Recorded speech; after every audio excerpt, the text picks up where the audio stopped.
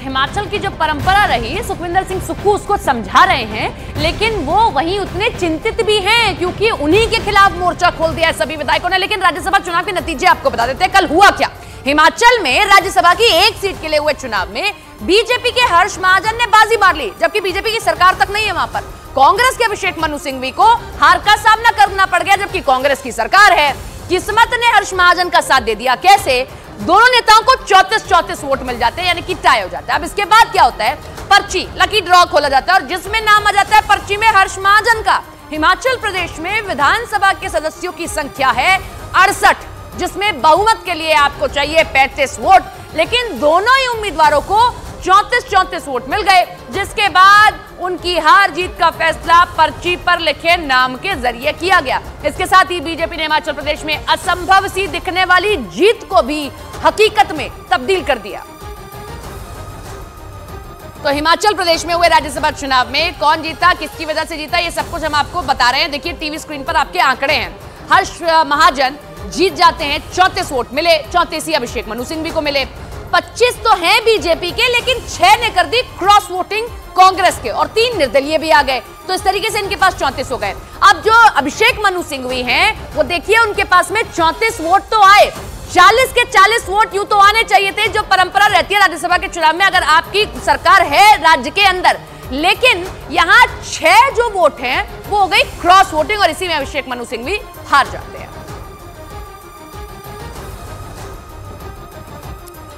ये हम आपको ग्राफिक्स दिखा रहे हैं। अब मैं आपको एक बार समझा देती हूँ। हर्ष महाजन कल जो जीत जाते हैं बीजेपी के उम्मीदवार, 25 तो हैं बीजेपी के विधायक, तो ये तो मिलने ही थे। 6 ये विधायक हैं, ये क्रॉस वोटिंग कर देते हैं, ये होते हैं कांग्रेस के विधायक, और 3 निर्दलीय होते हैं, ये भी क्रॉस वोटिंग कर देते हैं और इसी तरीके से इनका आंकड़ा 34 पहुंच जाता है। बात है अभिषेक मनु सिंघवी पर, जिनकी जीत लगभग तय मानी जा रही थी चुनाव से पहले, क्योंकि सरकार इन्हीं की है, लेकिन ये हार जाते हैं। कैसे? 40 इनको मिलने चाहिए थे परंपरागत तौर पर, लेकिन ये नहीं मिले, क्योंकि इसमें से 6 वोट जो हैं क्रॉस वोटिंग करके उधर चले जाते हैं और इनके पास भी 34 आते हैं। अब ऐसी स्थिति में क्या होता है, पर्ची खोली जाती है और पर्ची खोली गई तो पर्ची में नाम निकल गया बीजेपी के उम्मीदवार हर्ष महाजन का और इनका कमल खिल गया और जो जीत असंभव थी इनके लिए, वो जीत इनके लिए तय हो गई। तो ये हमने आपको आंकड़ा बताया, लेकिन अपनी जीत पर बीजेपी उम्मीदवार हर्ष महाजन ने कहा कि कांग्रेस के बागी विधायक सीएम सुक्खू से नाराज थे, उन्होंने बोलकर क्रॉस वोटिंग किया। हर्ष महाजन ने कहा कि उनकी जीत उनकी पार्टी की जीत है और सुक्खू सरकार की नाकामियों की हार है। सुनिए जरा। मेरी नहीं, मेरी जीत जो है ये मेरी पार्टी की जीत है, भारतीय जनता पार्टी की जीत है और सुक्खू सरकार की नाकामियों की हार है ना। और मेरे ख्याल इतनी जल्दी सरकार का कोई ग्राफ गिर जाए 1.25 साल में तो दुर्भाग्यपूर्ण है। और ये जो वोट क्रॉस वोटिंग हुई है इसीलिए मेरे को हुई है कि वो विधायकों ने बोल के की है, उनको भी बता के की है कि हम आपकी सरकार से नाराज हैं। करिश्मा कर दिखाया हर्ष महाजन ने। क्या कौन है? अब आपके जहन में ये होगा तो ग्राफिक्स हम आपको दिखा देते हैं कि आखिर कौन है हर्ष महाजन, कहां से आते हैं। हर्ष महाजन हिमाचल प्रदेश के चंबा के रहने वाले हैं। अपनी सियासत की शुरुआत ये कांग्रेस से यूं तो करते हैं, पूर्व की कैबिनेट मंत्री देशराज महाजन के ये बेटे हैं। यूथ कांग्रेस के साथ इनकी राजनीतिक करियर की शुरुआत होती है। अब तक 3 बार विधायक चुने गए। 1993 में पहली बार विधानसभा चुनाव जीतकर आते हैं। 1998 और 2003 में भी ये विधानसभा जीतकर पहुंचते हैं। हिमाचल प्रदेश के पशुपालन मंत्री भी रह चुके हैं। सितंबर 2022 में कांग्रेस से इन्होंने इस्तीफा दिया और बीजेपी में शामिल हो गए।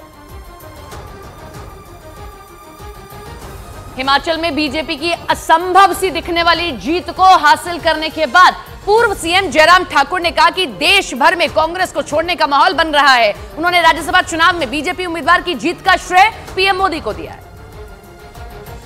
इस बात को कह सकता हूं कि पूरे देश भर में एक दौर ऐसा चला है कि सब कांग्रेस पार्टी छोड़ गए और ये सब सारा श्रेय अगर जाता है तो भारतीय जनता पार्टी के नेतृत्व को जाता है और विशेष तौर से देश के यशस्वी प्रधानमंत्री नरेंद्र मोदी जी को जाता है।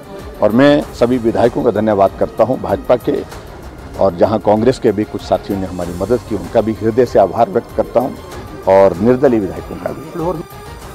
बीजेपी की प्रतिक्रिया क्या है वो आप सुन रहे हैं। इधर बीजेपी अध्यक्ष हिमाचल प्रदेश के राजीव बिंदल ने कहा कि हिमाचल प्रदेश के इतिहास में ऐसा पहली बार हुआ कि मौजूदा सरकार से प्रदेश की जनता और विधायकों का मोह खत्म हो गया है। उन्होंने कहा कि राज्य सरकार नैतिक और कानूनी आधार पर बहुमत खो चुके, उन्हें पद छोड़ देना चाहिए। हम ये कहना चाहते हैं कि प्रदेश की सरकार बहुमत खो चुकी है, मॉरली लीगली उसे स्टेप डाउन करना चाहिए, इतना हमको आज आपसे कहना है। शेष और माननीय जयराम जी कहेंगे और हर्ष जी कहेंगे। धन्यवाद। जय श्री राम। कांग्रेस के उम्मीदवार अभिषेक मनु सिंघवी, जो चुनाव से पहले अपनी जीत लगभग तय मान रहे थे, वो बीजेपी की जीत पर हमला बोलते हैं बीजेपी पर और कहते हैं कि भारत में शायद पहली बार 34-34 का आंकड़ा है और एक भी इनवैलिड वोट नहीं मिला। उन्होंने कहा कि कांग्रेस के हर विधायक ने उनके साथ नाश्ता और डिनर भी किया था, उन्हें ऐसी उम्मीद नहीं थी कि नाश्ता डिनर करने वाले ये कर देंगे। उन 9 एमएलए को भी धन्यवाद देना चाहता हूं,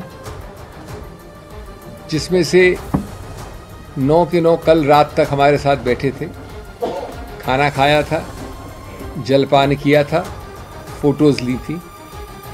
उसके पहले जो बार बार हमसे मिले थे, मुझसे ही नहीं, मुख्यमंत्री जी से ही नहीं, लेकिन सब एमएलए से कई आश्वासन दिए थे और जिनमें से 3 आज हमारे साथ नाश्ता करके निकले थे। उनको भी मैं धन्यवाद देना चाहता हूं, क्योंकि उनसे हमको कुछ शिक्षा मिली है। कम से कम मुझे निजी रूप से शिक्षा मिली है, मनोवैज्ञानिक शिक्षा मिली है।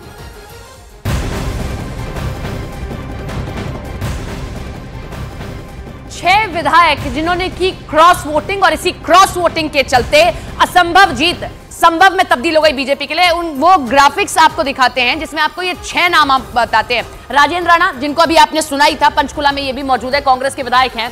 सुधीर शर्मा कांग्रेस के विधायक, ये आते हैं धर्मशाला से, इन्होंने भी क्रॉस वोटिंग कर दी। देवेंद्र भुट्टा कुटेलर से आते हैं कांग्रेस के विधायक, ये भी पंचकुला में है, नाराज हैं, ये भी यही कह रहे हैं कि सीएम का फेस बदल दीजिए, हम आपके पास आ जाएंगे। इंदर दत्त लखनपाल बरसार विधानसभा से कांग्रेस के विधायक। रवि ठाकुर लाहौल स्पीति विधानसभा से कांग्रेस के विधायक। और लास्ट नाम है चैतन्य शर्मा, गगरेट विधानसभा से आते हैं, ये कांग्रेस के विधायक। और 3 नाम ऐसे भी है जो निर्दलीय है। आशीष शर्मा हमीरपुर विधानसभा से निर्दलीय विधायक हैं। होशियार सिंह देहरा विधानसभा से निर्दलीय विधायक हैं, जो चुनाव के बाद जब नतीजे आए तो उन्होंने कांग्रेस को समर्थन दिया था।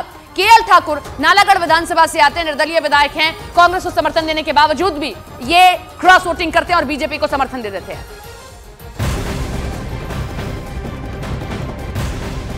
कल खेला सिर्फ हिमाचल प्रदेश में नहीं हुआ,